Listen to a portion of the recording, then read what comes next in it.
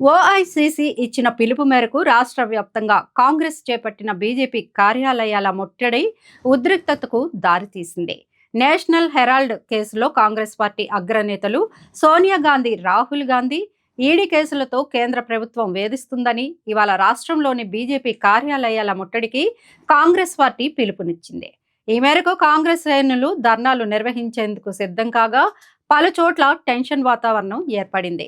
Hyderabad నాంపల్లిలోని BJP state ఆఫీస్తో పాటు ఆయా జిల్లాల్లో కాంగ్రెస్ వర్సెస్ బీజేపీ మధ్య పోటాపోటీ నినాదాలు హాట్ టాపిక్గా మారాయి. పార్టీ పిలుపు మేరకు ఈ ఉదయమే హైదరాబాద్ నాంపల్లిలోని గాంధీ భవన్ వద్దకు వివిధ జిల్లాల నుంచి పెద్ద ఎత్తున కాంగ్రెస్ శ్రేణులు తరలివచ్చాయి.